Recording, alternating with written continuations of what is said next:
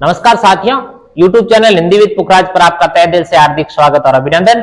साथियों, जल्द ही आरएस अध्यापक भर्ती first grade, second grade, third grade, REET, CAT के एग्जाम आ रहे हैं और उन एग्जामों के अंदर हिंदी व्याकरण की महती भूमिका रहती है। उसी के तहत अपने YouTube चैनल पर हिंदी की संपूर्ण तैयारी करवाई जा रही है। उसी कड़ी में अपना जो हिंदी व्याकरण में चल रही थी व्यंजनों का वर्गीकरण, उसके आधार पर अपन पहले कर चुके हैं उच्चारण के आधार पर व्यंजनों का वर्गीकरण। अब उसी कड़ी में अपन जो दूसरा प्रकार था उसका वो था प्रयत्न के आधार पर व्यंजनों का वर्गीकरण। शॉर्ट में, संक्षिप्त में और रोचक ढंग से आपको व्यंजनों का वर्गीकरण सिखाया जा रहा है। आप इसको ध्यानपूर्वक देखिए, परीक्षा के लिए बहुत ही उपयोगी है। साथ ही मेरा व्हाट्सएप ग्रुप बना हुआ है हिंदी विद पुखराज, जिसका लिंक आपको डाल दिया जाएगा। उस व्हाट्सएप ग्रुप से आप जुड़िएगा। उस ग्रुप में हिंदी संबंधित समस्त प्रतियोगिता परीक्षाओं के नोट्स डाले जाएंगे, तो उससे जुड़ना ना भूलिएगा। आज ही जुड़ जाइएगा। जल्द ही उसमें विभिन्न प्रकार के नोट्स के साथ हर समय उसके साथ टेस्ट लिए जाएंगे आपके, और मोटिवेशन भी दिया जाएगा और साथ ही किस प्रकार से तैयारी करनी है ये बातें सब प्रकार की बताई जाएगी। तो आज ही मेरे व्हाट्सएप ग्रुप हिंदी विद पुखराज के साथ भी जुड़ना ना भूलें। तो अब अपन शुरुआत करने जा रहे हैं व्यंजनों के वर्गीकरण के तहत। पहला जो वर्गीकरण था वो अपन ने पहले की क्लास में कर लिया था, उच्चारण के आधार पर वर्गीकरण। और अपन जो अब दूसरा वर्गीकरण करने जा रहे हैं वो है प्रयत्न के आधार पर वर्गीकरण। तो अब व्यंजनों के वर्गीकरण के तहत प्रयत्न के आधार पर, प्रयत्न का मतलब होता है यत्न करना, प्रयास करना, यानी उसके आधार पर हम व्यंजनों का वर्गीकरण किन किन आधारों पे करते हैं।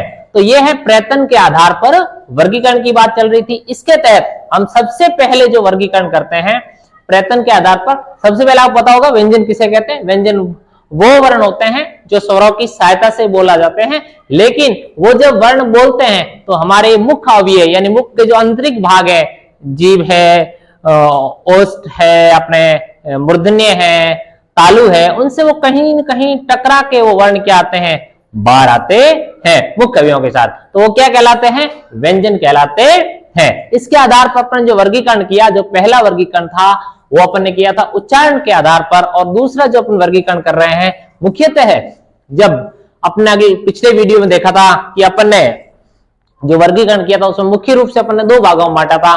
पहला जो भाग था वो था उच्चारण के स्थान पर, और दूसरा जो भाग किया था वो किया था अपन ने प्रयत्न के आधार पर। तो प्रयत्न के आधार पर पहला जो इसका भाग है वो है स्पर्श व्यंजन। ये क्या है स्पर्श व्यंजन? कि हम उन व्यंजनों को कहते हैं जो व्यंजन बोलते समय हमारे मुख के किसी न किसी भाग को क्या करते हैं, स्पर्श करके बाहर निकलते हैं, वो क्या कहलाते हैं, स्पर्श व्यंजन कहलाते हैं। और व्यंजन कौन कौन से होते हैं? क से लेकर म तक, यानी 25 व्यंजन। क से लेकर म तक, यानी क वर्ग पूरा, च वर्ग पूरा, ट वर्ग पूरा, त वर्ग पूरा और प वर्ग पूरा। मतलब कंठ्य, तालव्य, मूर्धन्य, दंत्य और ओष्ठ्य सब वर्ग वहां पर आते हैं। यानी क से लेकर म तक के जो व्यंजन है वो सब स्पर्श व्यंजन के अंतर्गत आते हैं। अगले है स्पर्श संघर्षी व्यंजन। देखो थोड़ा सा फर्क है। ये क्या करते हैं व्यंजन, स्पर्श तो ये भी करते हैं, लेकिन स्पर्श करते समय ये थोड़ा संघर्ष करते हैं। यानी ये जब व्यंजन बाहर निकलेंगे तब इनमें क्या होगा, घर्षण होगा। क्या होगा, बोलते समय जैसे च, छ, जय और झ, इनको बोलेंगे तो हमारे मुख में ऐसा लगेगा कि इन व्यंजनों को बोलते समय क्या हो रहा है, घर्षण हो रहा है। इन स्पर्श तो करेंगे लेकिन साथ में क्या करेंगे, घर्षण भी करेंगे। इसलिए इनको कहा जाता है स्पर्श संघर्षी व्यंजन कहा जाता है। और ये कौन से हैं, 4 है, च, छ, ज और झ। अब इसका तीसरा प्रकार अपन है अंतस्थ व्यंजन। कहा जाता है कि इसमें स्वर छिपे रहते हैं, और ये व्यंजन जब अपन श्वास के द्वारा बोलते हैं तो ज्यादा अवरोध नहीं होता है। इनका मतलब अंतस्थ, अंदर से इनकी क्या आ जाती है, आवाज आ जाती है। ये 4 व्यंजन है, य, र, ल, व, इनको क्या कहा जाता है, अंतस्थ कहा जाता है। अब अगला जो है वो है अपना अर्ध स्वर। क्या है, अर्ध स्वर। इनमें स्वर के भाव छिपे रहते हैं।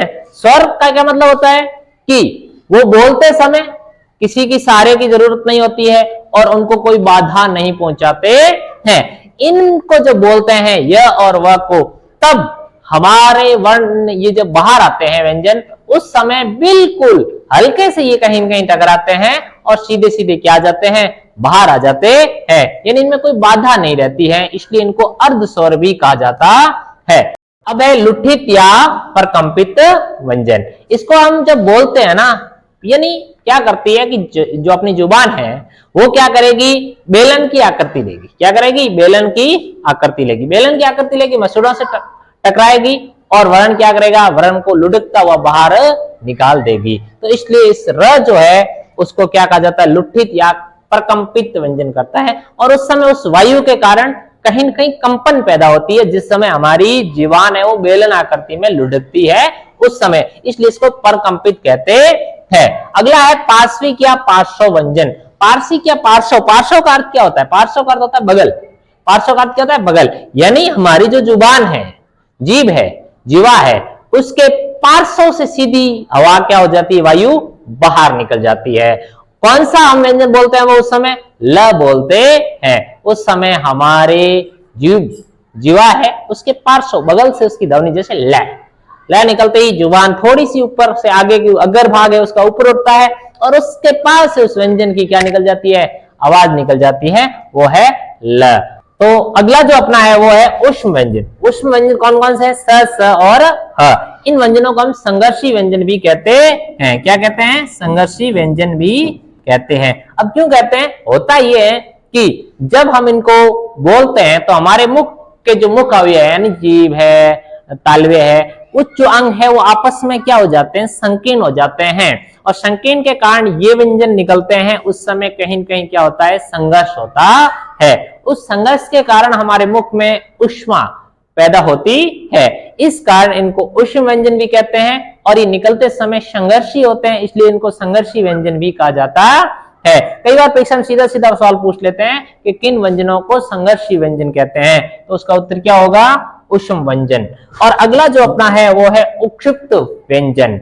उक्षिप्त व्यंजन वो होते हैं जिनको हम क्या कहते हैं, ताड़न जात भी कहते हैं। क्या कहते हैं, ताड़न जात भी कहते हैं। द्विगुण व्यंजन भी कहा जाता है, द्विगुण व्यंजन भी इनको कहा जाता है। ये कौन कौन से हैं, ड और ढ। इनकी विशेषता ये रहती है कि इनसे किसी शब्द की हिंदी में शुरुआत नहीं होती है, ये बीच में आते हैं, जैसे सड़क, ऐसे इनका प्रयोग किया जा सकता है। यदि आप डमरू लिख रहे हो तो डमरू में ड ये आएगा, ऐसा लिखा तो ये आपका क्या हो जाएगा, गलत हो जाएगा। यानी ड और ढ से किसी भी शब्द की शुरुआत नहीं होती है। इनको ताड़न जात, उक्षित वर्ण भी कहते हैं। और उक्षित का इसका अर्थ होता है फेंके हुए वर्ण। तो इस प्रकार से ये अपन ने प्रकार प्रयत्न के आधार पे स्पर्श व्यंजन, स्पर्श संघर्षी व्यंजन, अंतस्थ व्यंजन, अधस्वर, लुठित, पार्श्विक, ऊष्म व्यंजन और उक्षित व्यंजन के बारे में अपन ने पढ़ा। इसके अलावा कुछ इसके और प्रकार हैं जिसके बारे में भी अपन पढ़ लेते हैं। व्यंजनों को अब जब अगले भाग में बांटेंगे वो होगा प्राण तत्वों के आधार पर। प्राण तत्व या प्राण वायु के आधार पर, यानी हम जो श्वास लेते हैं उस समय हमारी प्राण वायु कितनी बार आती है, उसके आधार पर हम व्यंजनों का वर्गीकरण करते हैं। तो ये जो वर्गीकरण करते हैं तो कितने भाग है इसके, दो भाग। एक होता है अलग प्राण और दूसरा होता है महाप्राण। अलग प्राण से महाप्राण में कम समय लगता है या आधा समय लगता है, और अलग प्राण का महाप्राण जो है वो डबल में होता है, दुगुना समय लगता है महाप्राण में और आधा समय लगता है अलग प्राण में। अलग प्राण में कौन कौन से व्यंजन आते हैं, पहला, तीसरा, पांचवा। पहला, तीसरा, पांचवे का मतलब क्या है, जैसे क, ख, ग, घ और र है तो इसका पहला क, ग और ड, ये इस प्रकार सभी वर्गों का पहला, तीसरा और पांचवा व्यंजन आएगा। तो ये कितने हो गए आपके, 5 वर्ग है, क वर्ग, च वर्ग, ट वर्ग, त वर्ग और प वर्ग। तो ये कितने हो गए आपके 15, और यार लव ये 4 ये हो गए, 15 और 4 19, और 11 स्वर है वो इसमें आते हैं, जो अपन ने स्वरों के वर्गीकरण में पढ़ लिया था कि सभी स्वर अलग प्राण होते हैं। तो इस तरह से हम 19 और ये 30 और एक अनुस्वार ये भी आता है, तो ये कुल कितने होते हैं, 31 होते हैं अलग प्राण। ये भी ध्यान रखोगे आप। कई बार ये पूछ लिया जाता है कि हिंदी विवरण वाला में कितने अलग प्राण होते हैं, तो उसका उत्तर क्या होगा, 31 होते हैं। अब महाप्राण, महाप्राण कौन कौन से होते हैं, प्रत्येक वर्ग का दूसरा और चौथा, यानी ये कितने हो गए 10। दूसरा चौथा मतलब खग, च के बाद छ दूसरा है ज, और ज कौन सा है चौथा है, इस प्रकार से। और इसके अलावा 4 उसमें है, जैसे कौन कौन से स स स और ह, ये भी किसमें आते हैं महाप्राण में आते हैं। यानी 11 जो थे वो पहले, वो 11 के साथ अपन 4 जोड़ लेते हैं तो 15 हो जाते हैं। तो एक चीज और ध्यान रखनी यहाँ पर कि अघोष में सिर्फ स ही होते हैं, ह जो होता है वो घोष होता है। तो ह के बारे में एक ये चीज भी क्लियर होगी, ह जो है वो क्या है महाप्राण और क्या है घोष है। अगला जो अपन वर्गीकरण कर रहे हैं वो कर रहे हैं घोष तत्व के आधार पर। किसके आधार पर कर रहे हैं घोष तत्व के आधार पर। घोष का मतलब होता है नाद। क्या मतलब होता है नाद, यानी आवाज, जो कंपन की आवाज होगी उसके आधार पर जो घोष व्यंजन है वो कौन कौन से हैं। घोष व्यंजन कौन कौन से हैं, जो तीसरा चौथा और पांचवा ये घोष या सघोष है, यानी जिसको बोलते समय क्या होता है कंपन होता है, नाद होती है, आवाज आती है, उनको क्या कहेंगे हम घोष व्यंजन कहेंगे, यानी नाद की आवाज आएगी। कौन कौन से वो तीसरे चौथे पर, घोष को या सघोष को एक ही बात है। सभी अंतस्थ, अंतस्थ कौन कौन से व्यंजन होते हैं अपन अंदर पढ़ के आए पहले, य र ल व, और इसमें क्या आता है अ भी आता है, ये ध्यान रखोगे। अ क्या है घोष व्यंजन है, और अनुस्वार भी इसमें आता है, और सभी स्वर जो होते हैं वो क्या होते हैं घोष होते हैं। ये अपन ने घोष में जो है उसमें पढ़ लिया था जब अपन ने स्वरों का वर्गीकरण किया था।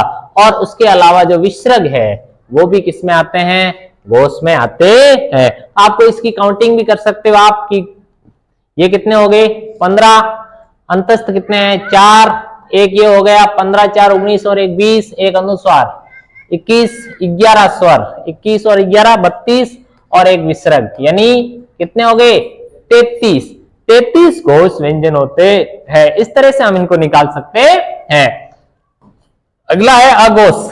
अघोष कौन कौन से होते हैं, पहला और दूसरा, ये 10 ये हैं और 3 स, यानी ये कितने हैं 13। इस तरह से हम इनका वर्गीकरण कर सकते हैं। तो अपन ने इस प्रकार से आधार पर, यानी प्रयत्न के आधार पर, फिर अपन ने प्राण तत्व के आधार पर, और फिर अपन ने घोषों के आधार पर भी व्यंजनों का वर्गीकरण किया। इसके अलावा अपन पहले इसका उच्चारण स्थान के आधार पर भी क्या कर चुके हैं वर्गीकरण कर चुके हैं। इस प्रकार से अपन ने ये जो वर्णमाला थी उसका वर्गीकरण किया, यानी ध्वनि का वर्गीकरण किया। बहुत बहुत धन्यवाद।